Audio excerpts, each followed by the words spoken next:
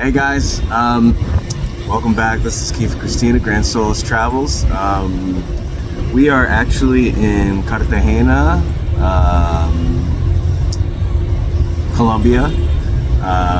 Yep, we just got here yesterday, coming from Medellin. Yeah. Yes. But we didn't get a chance to talk about Hotelito Azul, which we just got back from recently, before this, when we were in Mexico. I guess just kind of talk about our experience. You probably saw the videos of the tour that we gave. The place was unbelievable. The story is we weren't really expecting to stay there. We had some friends coming down from the U.S. that were visiting. They stayed in Playa, then the other half they stayed in Tulum. They actually had chosen this spot, Hotelito Azul, and we actually were planning on getting a place, an Airbnb nearby. Right, across the street, but it wasn't beachside, so it would have been a little cheaper. Yeah. Not as luxurious and everything, but it would have been a good option as well. Sí, los dos. Sí, para ella y para un chico. So yeah, someone from our, I had some friends visiting down from the U.S. Half the time they spent in Playa, the other half they spent in Tulum, and the hotel that was chosen, they actually chose, which was pretty cool. Yeah. We were gonna stay in a nearby Airbnb, and it didn't have beach access, but it looked like that classic, jungle vibe, kind of very nature focused Airbnb. Yeah, which I mean most of Tulum is, so that's I think that's one of the reasons why so many people go there. But the funny thing is when we walked in, Christina loved it. Yeah. So couldn't really say no once we saw everything that was just in the lobby, really. So like you saw the lobby, it has like the coffee area, but also that big seating area where you might have seen a couple of dogs right in front of it, but they also had like the swings, and then that area in the middle, it's like all sand. So I mean, that's just kind of one of those, I think, really nice things about Tulum is how nature focused it is and how they kind of incorporate all of these nature items into like the building and like the actual infrastructure of restaurants, hotels, you name it, kind of thing. Yeah. So we love staying there. I think we might have mentioned it in the other video, but it was really a really nice stay. All of the staff was amazing. They really took care of us. And what else? So yeah, but when we got there, we ended up getting a room there for a few days, and they give you a little welcome drink, which is nice. The manager there, I guess you call him manager, but I mean, he was awesome. He speaks English and Spanish for people that don't speak Spanish. And they give you a tour of the entire area, so they explain where everything is, how it works at night, because the front lobby closes at night, so you have to go through a different entrance, which that's fine. So, yeah, it's easy to find too, so you can just go through that way, and you'll be right in the middle where everything connects. Yeah. And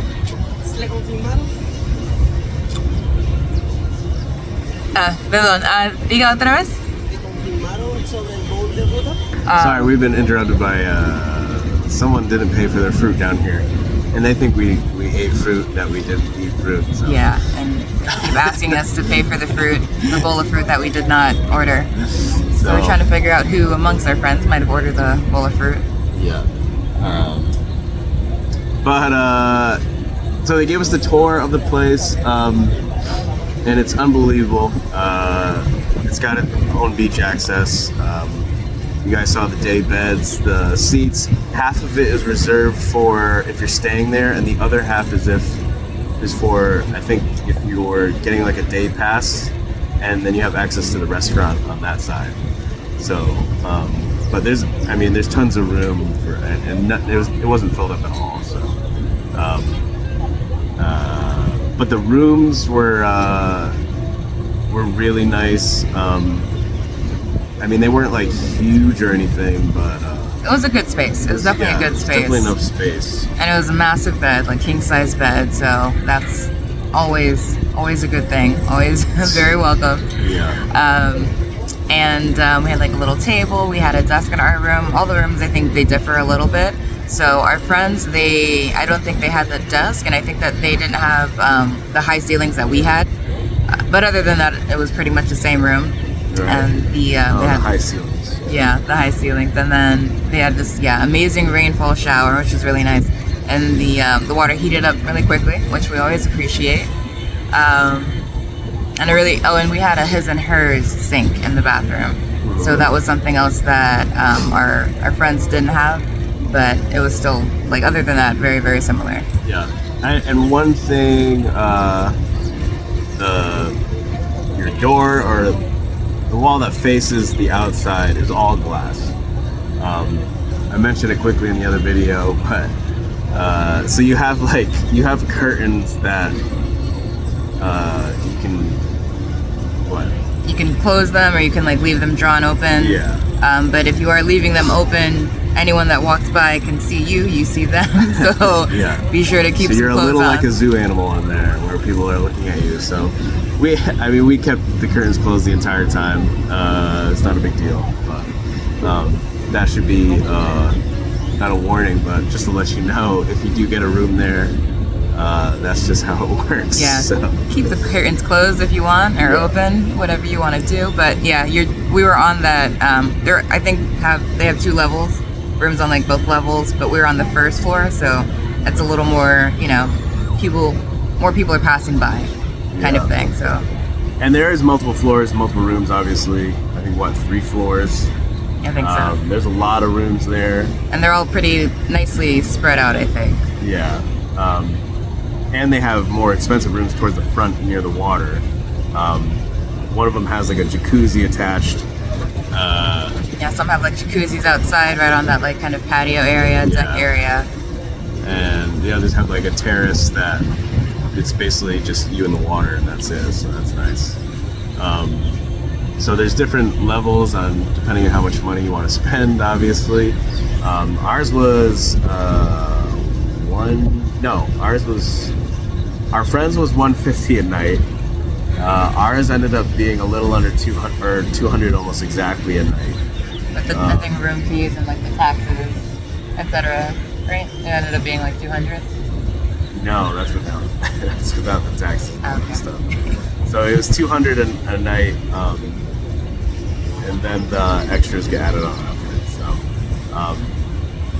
and for drinks and everything and food, you can put it on your room.